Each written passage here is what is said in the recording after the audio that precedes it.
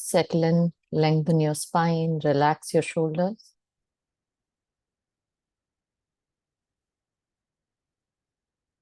Just start by taking a few slow and gentle breaths.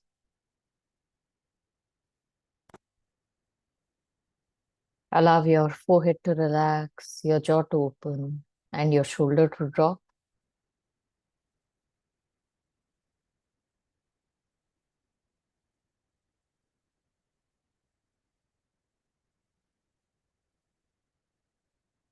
And whenever you feel settled, comfortable, start by doing 4-7-8 breathing, where you inhale for 4 counts, hold for 7 counts, and exhale through your mouth for 8 counts. Repeat this at least for 5 cycles. Those of you who wouldn't like to do the holding practice can just inhale through your nose and blow out through your mouth.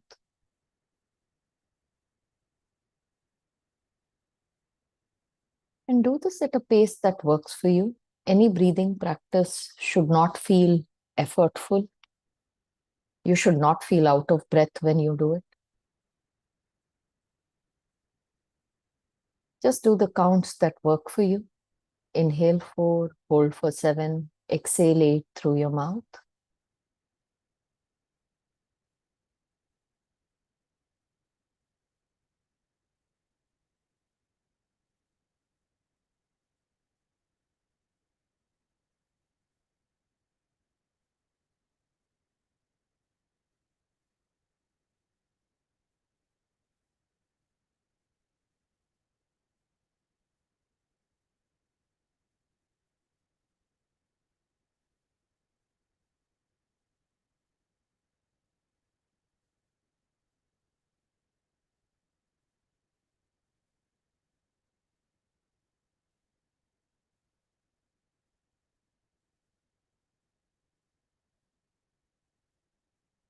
Whenever you've completed 5 cycles, just stay with bodily sensations.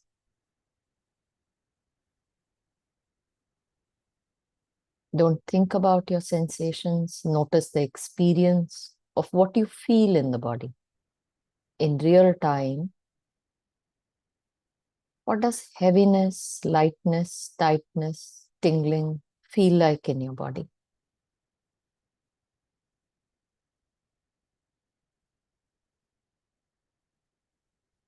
Use the label feel if it is active and rest if it is a restful experience.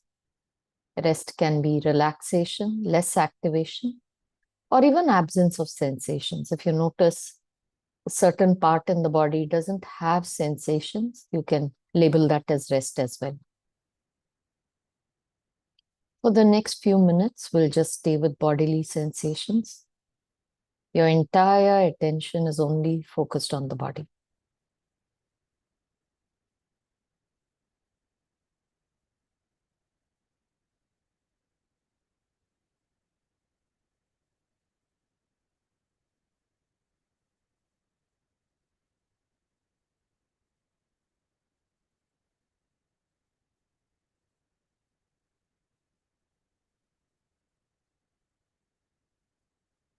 Notice where the body is. Notice if it has an outline.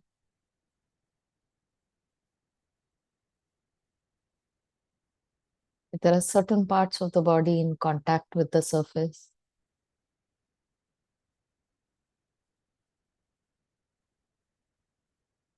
Anything you see or hear is a distraction in this practice, which is your thoughts, sounds, images. Keep coming back just to the sensations in the body.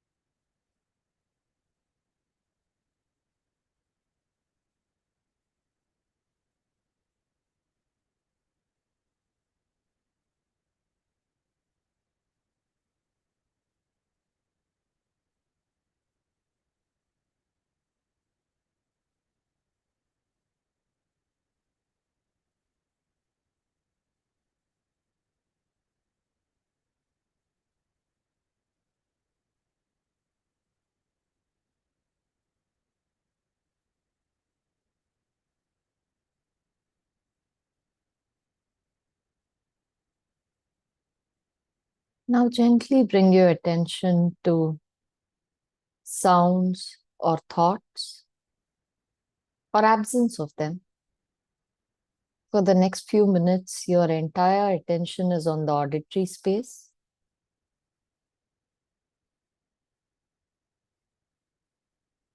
Just notice how quickly the beam of your attention can shift from one to another.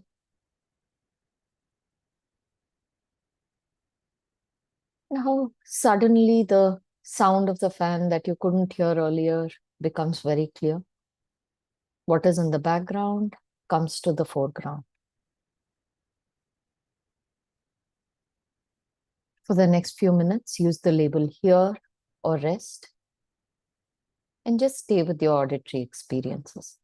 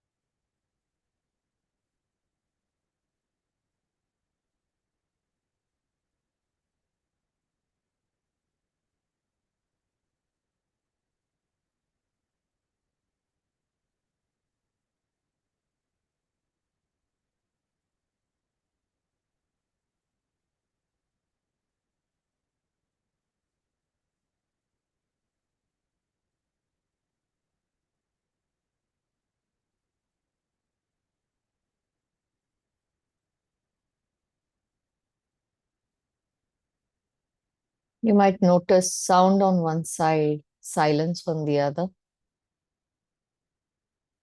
See if you're able to spotlight your attention on the restful experience. Maybe you're hearing sound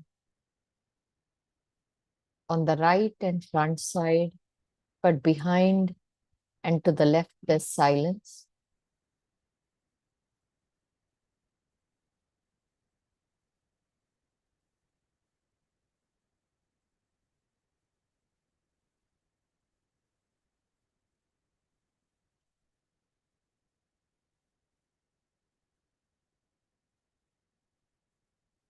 Gently bring your attention to the visual space behind your closed eyes. Maybe there are images, specks of light, or just a blank screen. Whatever comes up, label it as "see" if it is active for you, and "rest" if it is restful.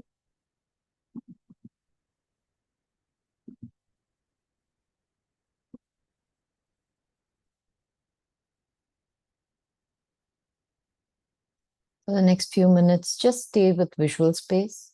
So thoughts, sounds, sensations, all are a distraction here.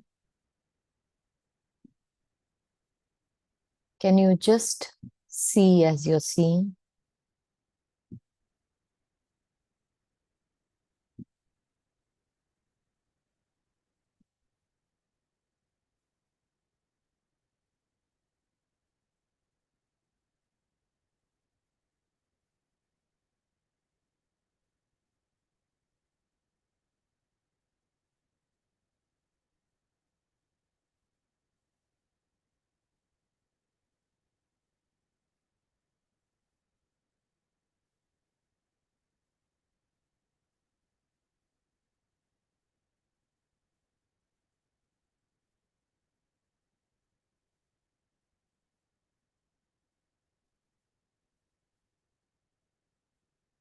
Now gently let go of your attention from the visual space and bring your entire attention to setting your intention for the day.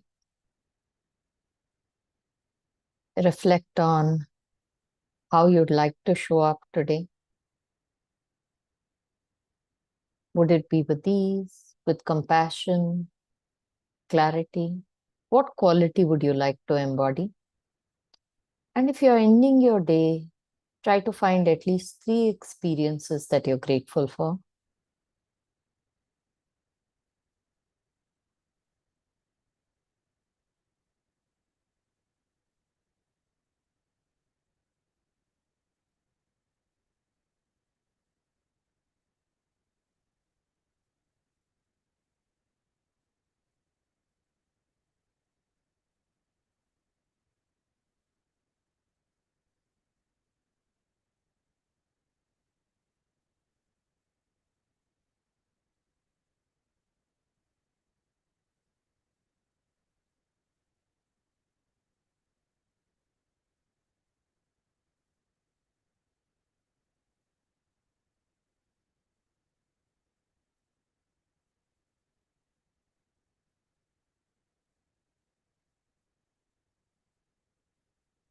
Now, gently bring your attention to your body and express deep gratitude to every cell in your body for all the support you receive.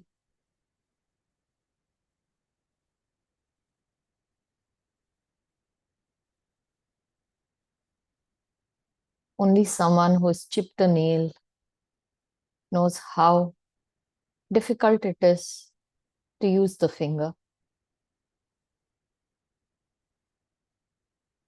At times, we take our bodies so much for granted that we don't realize how it shows up for us each day. In each act that we do, the body is involved. Take a moment to let these trillions of cells know that they're deeply appreciated,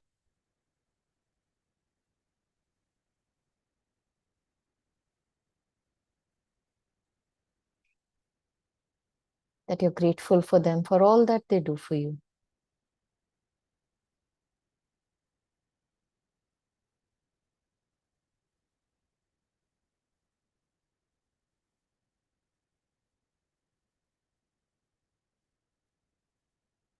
Now gently place your right hand on the chest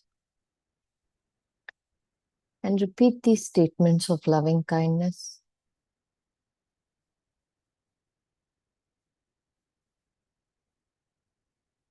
May I meet this moment with kindness.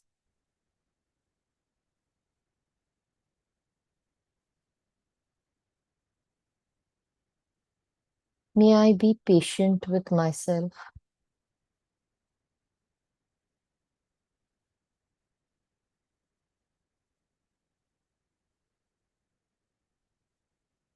May I find strong support from within.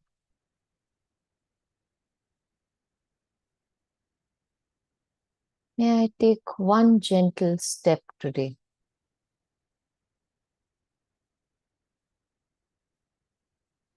Send these words of self-compassion to people you deeply love. We are our own biggest critic. We use the harshest words on ourselves. Holding ourselves with kindness and inviting others to hold themselves with kindness is the greatest act of compassion. So anyone in your life wish that they are able to hold themselves with kindness. They are able to be a little gentle towards themselves in the words they use, in the way they speak to themselves.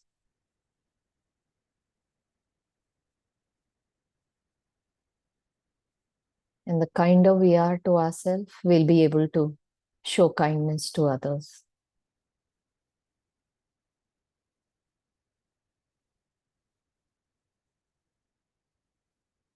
Take a moment to reaffirm with these words. Everything is always working out for my highest and best.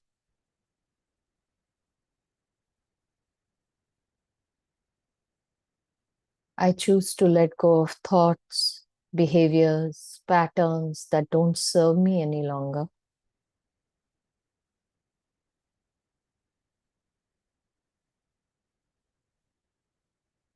I am safe. I am loved. And I trust the process of life.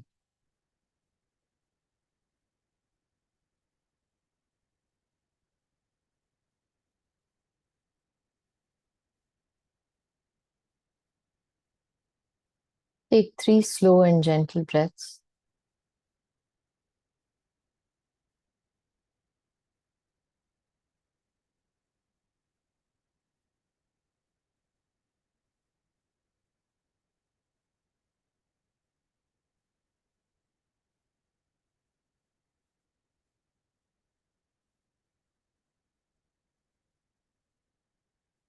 Rub your palms together, place it over your eyes, and gently transition out.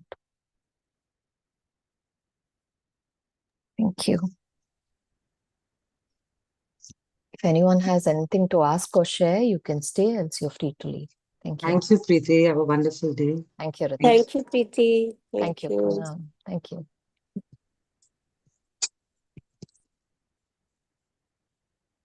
Feeling complete? Um, Yes, yeah, Vikas. Yeah, I have one thing to share that the when the mind is fully focused yeah, and I am especially I am uh, feeling deep meditative state, yeah, and generally this happens that I feel some kind of goosebump or some kind of deep sensation throughout my body. yeah, And yeah, even though uh, we are not doing the field practice, only focusing on the see or hear practice, yeah, the sensation overpowers, and I somehow there is a um, preconceived idea in me that the meditative state equal to that, because I belong to that vipassana. yeah, uh, yeah, yeah, yeah, so I felt like, okay, this is the right state, let it be.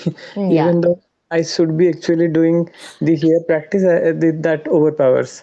Yeah, yeah, yeah. I hear you. So basically, what you're saying is when you're practicing, when you notice goosebumps in the body, or when you feel like you're getting into a deeper meditative state, you like to stay in that state Yeah, rather than going with the guidance, right?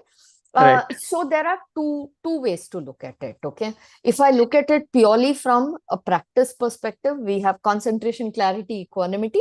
Then in the moment I ask you to come to here, your concentration has to be on here. Hmm. Your sensory clarity is what I'm hearing, and your equanimity is can you allow all the other experiences to be in the background. Okay, that is one way of looking at it. Okay, the other way of looking at it is to look at in we call this as three strategies for practice. Okay, one is called as interest, second is called as opportunity, and third is necessity. Okay, interest is what seems interesting to us in a moment. Okay, like for Hmm. example, in that moment this seems a lot more interesting to you because of the previous history you have of vipassana practice, and it's okay to follow that and go into that. Okay. Okay, so but the key is you need to be aware that you are choosing this, and it is if I have to put it in a certain way, there is no avoidance of the other practice because this seems too pleasant for you, Mm-hmm. right? So it's okay if you're interested in something to move into that. Second is opportunity. So for example, right now this is an opportunity where you're noticing a deeper state, you're noticing more calmness, more peace. Again, it's okay to go into that. Third is necessity. There might be days when focusing on the body is very challenging for someone. They're very tired, or they are sick, they are unwell, right? Then it becomes a necessity. Then you pick a practice strategy which suits that necessity of the practice. Mm-hmm. Okay, so interest, opportunity, necessity are three strategies that you can go with, and based on that, it's okay to stay with bodily sensation, but the key is, are you still staying with concentration, clarity, and equanimity?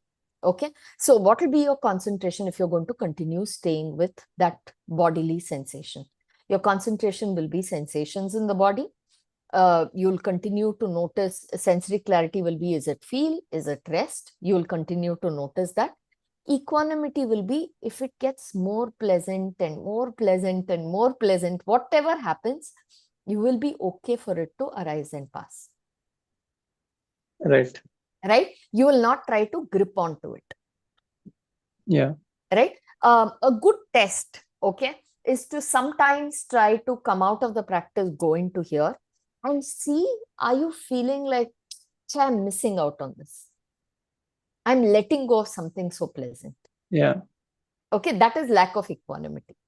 Mm. Yes. Okay, Yes. That is so why I actually asked, because yeah, something is kind of feeling pleasant and I want to remain in that, yeah, yeah, then it is definitely lack of equanimity. But there is another side of looking yes, the thing that, okay, I am not getting that kind of deep state yeah, otherwise, and yeah, this is an opportunity wherein actually I am able to come to that. absolutely. Absolutely. So the key is you need to be clear why you're going in which direction.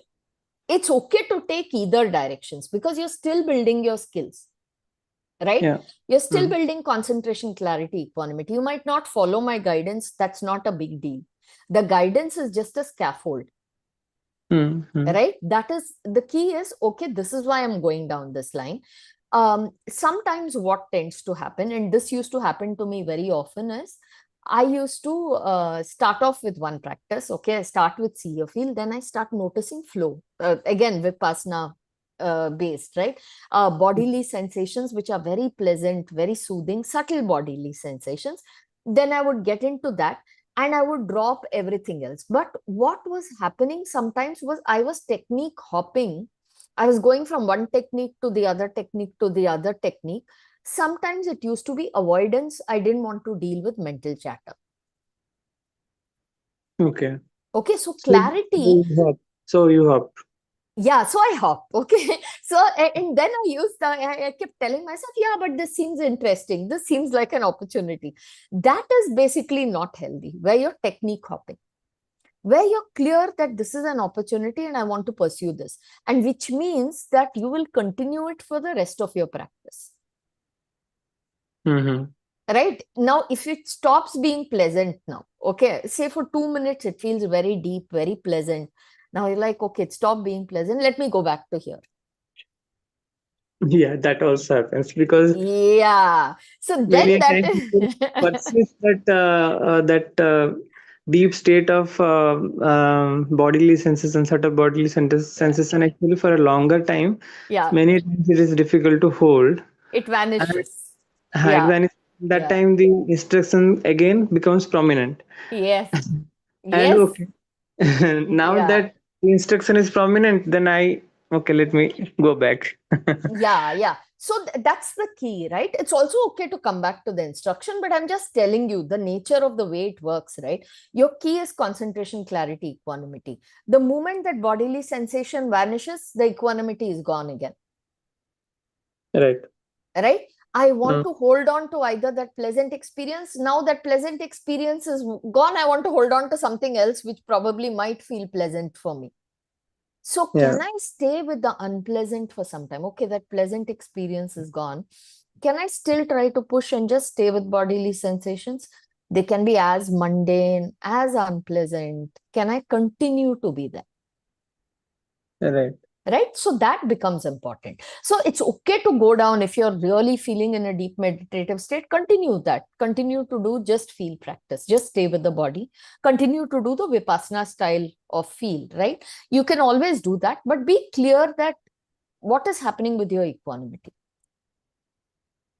Right. Right, so that would be my suggestion, that and try both. Some days say that, okay, intentionally I'll come back to here, the feel will keep pulling you, come back to here. You're still building your skill even if Yeah. you do that, right? Mm. Both ways you're building your skill, but the importance is you are not going to stick to a practice because of just because, oh, it is feels pleasant, feels amazing. Then we are again getting back to everything we do in our daily life, Right. right? That's the key. And another thing which I observe, Yeah, uh, if we are doing see, hear, feel, yeah, or in the reverse order, say feel, then hear, then see. By the yeah, time the feel and hear is done, yeah. the state becomes so deep that the last one, the see, Mm. becomes really challenging to hop Yes, in. yes, yes. Yeah, and see that sometimes that is why we do these practices in different ways, because the nature of the mind is it expects you to go a certain way, Yes. right? And when that is challenged, also your equanimity gets challenged, Right. right? So that also happens, and it's okay for something to be difficult. It's Right. okay to for C to be difficult. Use spoken labels. So when you say difficult, how does difficult show up as? Does it mean you get pulled more into thoughts? Does it mean you feel more distracted? What does difficult? Everything that I hear, it Uh-huh. gets to the ear. Everything Ah, that is still happening in the body, in the field level, that also yeah, I yeah. pull. That rather keeps than pulling your because attention. so I'm closing my eyes, so Yeah, everything is blank. yeah, So C is really challenging, and the other two yeah, have already built up. yeah, Is easy for yeah, me to pull to those two practices as and when actually yeah, they is more deep. yeah.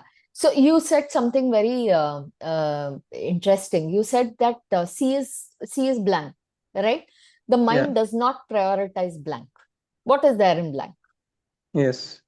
Like here, I have a lot of things to hear, feel. I have a lot of things to feel. C is blank. There's nothing there for me to actually engage with. So Only one that thing I can do is rest maybe.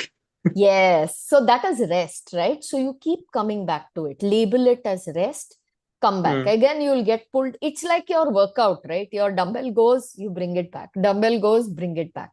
And that's the skill we are trying to develop. So we see, one is, of course, going by the traditional way of going deeper, deeper, more pleasant experiences, your piti and your deeper practices, etc.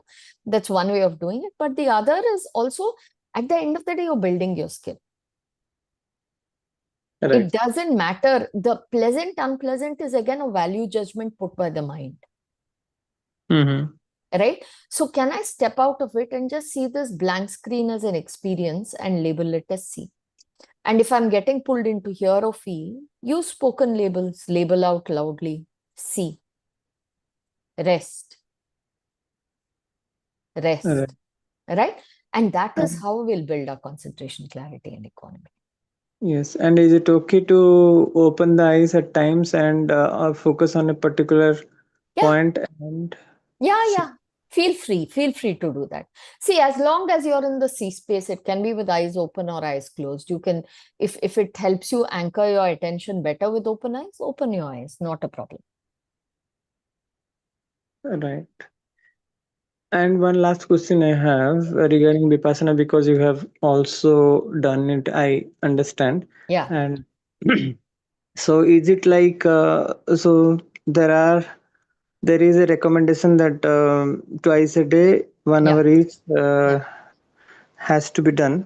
I'm yeah, not sure actually if most are doing, but I am unable to do.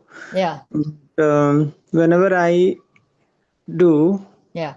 I have found myself the experience is very short-lived. Is it due to the fact that I am not doing very regular practice? That's why this has not been built, or it is a natural, normal phenomenon to get the experience of the feel, the deep Mm, senses, mm. maybe for a minute or two, and then goes away, then again comes, then goes away. Mm. Like this, it happens. So let me see if I got you correctly. So what you're saying is you do shorter Vipassana practice and you feel when you're Not doing, very regular. I'm sorry?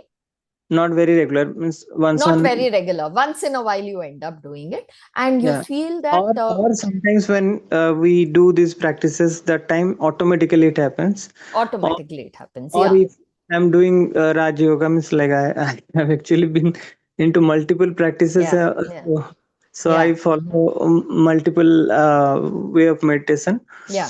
So in this practice actually gets like interchanged based when I'm doing actual meditative state again is a meditative state, so they gets interchanged Yeah. automatically also. But dedicated Vipassana settings I'm not doing. That You're not is, doing dedicated Vipassana setting, and the question is, because of that, are you not feeling the deeper state in Vipassana? Is that the yeah. question? Yeah. Uh, because of that, am I not feeling longer uh, sensation, state of sensations, Oh, okay. which I believe that it is a very deep state, that flow state wherein actually that sensation flows from the top to bottom like a Yeah, flow of water. yeah, Very yeah, that yeah, that yeah. Nirjana sthiti. So So yeah. So and because you're not feeling that, what is the challenge? because I'm not feeling, I am questioning myself whether for a regular Vipassana meditator, It is is it different. is it different, or is Yeah. it like is it very? long lived, Yeah. because they are practicing on a daily basis and I'm not doing, so I'm not facing. Or it's like, generally this state is very deep and it comes for a minute or two and then goes. Then Yeah. we have to remain equanimous, and then Yeah. again till the time it comes. And Yeah. it is like the nature of this practice itself is like going coming in a very short lived Yes, condition. yes. You answered your own question. The nature of the practice is going and coming, right? Now Uh, coming to a longer and two questions that I find in what you're sharing. One is longer practice and shorter practice, and the other is different types of practices, right? Now the thing is, irrespective of which practice you use, you're training your attention. mhm, Your focus object might be different. In Vipassana, the focus object might be the body. In Raja Yoga, the focus object might be something else, right? mhm, But in mhm. both, you're training your attention, Yeah, right? So your attention training is not changing irrespective of the modality you're using. Okay, right. that is the first thing. Second thing is, longer practice definitely has its own benefit. Okay, the longer practice, your concentration deepens, your sensory clarity deepens, equanimity deepens. All of that happens when you're sitting for a longer period of time, right? That definitely happens. But does it mean that your experience is what you're experiencing because you're having a shorter practice? Maybe not, right? Even if you do a 1 hour practice, maybe this may be your experience. And each practice experience will be different for people. It will not be the same experience each day when somebody sits. Yeah, that is the basic. That is That's the definitely. basic, right? So Yeah, irrespective of, if I do a 4 hour practice also, my practice experience on one day will be different from the other. And true. if and in terms of depth of practice, ultimately what Shinzen says is, it doesn't matter how deep you go in practice. What matters is how you're showing up in daily life. Your Yes, true measure of growth is, are there changes in your daily life? right. Experiencing wow states in practice without changing in daily life is pointless, True. right? That again becomes like watching Netflix. Yeah, I had a wonderful time watching Netflix. I laughed, I had a great time. But how is it translating in my daily life? Right? true. So, Mm. with practice, I would say focus on quality more than quantity. That is always something I highly recommend, because sometimes we try to sit for half an hour very forcefully. It is better to sit for 10 minutes, and that 10 minutes has to be good quality work, Mm-hmm. right? Oh, mhm. Second, I would say modality you use, don't worry too much about it. Ideally, they say dig the well in one place, okay? because Mm, because the more you dig in one place, it is better. That's the ideal thing. That stick to one practice is what is the suggestion. But if you mm, feel drawn to both the practices right now, that's your reality. You feel drawn to both, right? yeah. One thing you could do as a trial is, for 1 month just do Vipassana and see. 1 month just do Raja Yoga and see, Mm-hmm. right? And journal, write your practice experience, because in your own experience there will be insights that you will find which will help you connect these dots that you're asking, Right. right? So I would recommend, for 1 month, stick with one practice, stay with one. Like, even if you join these sessions, do Vipassana, it's okay. Mm-hmm. Mute my audio, use this Mm. 15 minutes time to just do Vipassana. Okay. Absolutely fine. The idea Mm. of these drop-in sessions is not so much that, yes, of course, practices, we want to do it together, but ultimately it is so that people practice, Right.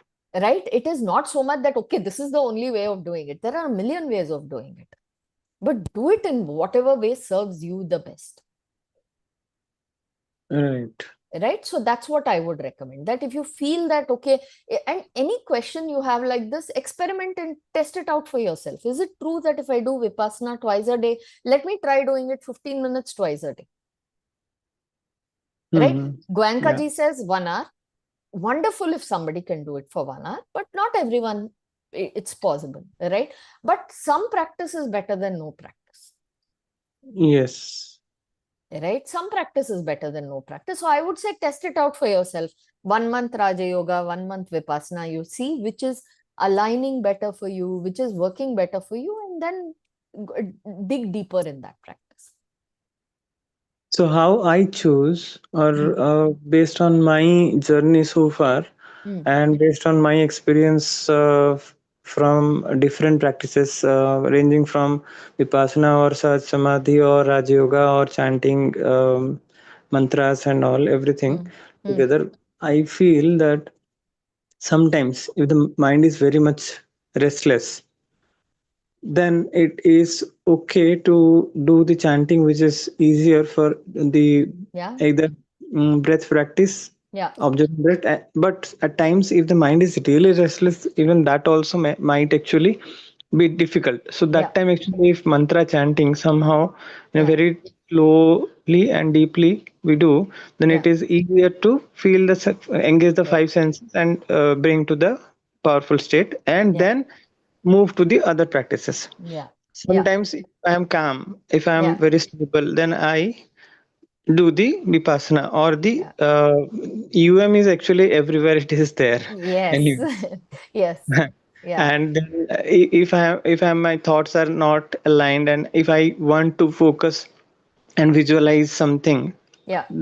my goal and how I see that goal, and bring that into reality by using law of attraction, then I use Raj Yoga. Yeah. So So it's then again, you're using interest, opportunity, necessity, right? yeah, yes, Necessity is too many thoughts, so I'm using mantras, right? yeah. Opportunity is I'm feeling calm, I will use Vipassana. It is also okay to continue in the same way. The reason I told you try Vipassana for 1 month and try Raja Yoga for 1 month is because you had that fundamental question. I'm doing both these practices. Is one better than the other kind of thing, right? Where is one, will it take me more deeper? You will never find the answer to it till you test it out for yourself. Another observation that I have is there is no best practice. It is Yes. best suiting for an individual. How an individual is kind of having the nature of the mind. Yes. Yes. The practice which suits to that person might be different. Which Yeah. suits best to that person might be different, and for the other person, it might be different. And Absolutely. and I don't say that okay, this is the only best thing, and the other practices are Yes. less Yes. important or less powerful. No, Yes.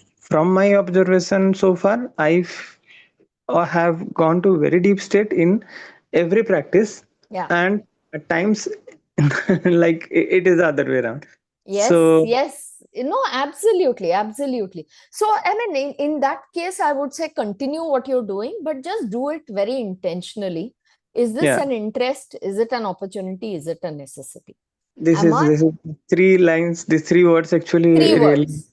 clear. Yeah. Yeah, Got the it'll clarity. clarify. It'll clarify for you why are you using a particular practice, okay? And if it Yes. is always going to be, and if you're noticing that, okay, you're doing it for avoidance, constantly you're doing it for avoidance, right? Mm-hmm. I don't want to deal with my thoughts. I'm always going into mantra. It is okay to do even that, but bring awareness to it. Yes. Right, Yes. bring awareness to it and be clear that this is why I'm doing it. That becomes the key, right? True. So it seems like you might want to continue with Vipassana the way you're doing your practice right now, but with just a little more intentionality. Yes. Is Yes. that right? Okay, wonderful. Yes. Even the Wonderful. starting point when we do this 4-7-8 breathing, Yeah. uh, that is also kind of the Sudarshan Kriya in the beginning we do no Yeah. that thing. Yeah. Yeah. So it is all interchangeable and interlinked, I would say. Yes. Yes. The Anapanasati we do in every practice, kind of. Yes. So Yes. that the mind actually gets grounded, and then start any practice you want, because the mind will be kind of helping you to continue further Yes, practice. yes. It So it is depends all. again from person to person. For some people, breathing doesn't help. It makes them very anxious, right? When you ask them to focus on their breath, it makes them very anxious. So you give them the option of not focusing on the breath, right? It It's could be. okay to not focus on the breath also, right? So it Mm. depends again from very person to person need, because there is I mean, research shows I think almost 30% of the people are uncomfortable with focusing on breath. So, so that is why in This is UM, something new I hear, because I think that I heard that the breath, yes. the meditation based on the breath is the most popular method so No, far. and it is biologically very helpful for the body, but unfortunately for some people, when attention goes there, they start breathing very shallowly. It makes them very uncomfortable. So you Hmm. want to always give people the option of not focusing on the breath. That is why in UM, there's It's never based on hyper like the focus on four, the breath. seven, eight kind of focus breathing or natural normal breathing. Even normal natural breathing. That also makes some people Yeah, uncomfortable. Yeah. See, and okay. that's why we are so different, and that's why we have so many practices, So right? many, Because that is why exactly. we have so many practices. So you pick and choose what really works for you, True. right? Yes. Wonderful. Thank you so much, Bikash. You have a wonderful day, and thank you for the rich questions. This was a wonderful interaction. Thank you. Thank you. I'll Thank you just very much. share a little write up on interest, opportunity, necessity. I'll share it from UM Wiki page.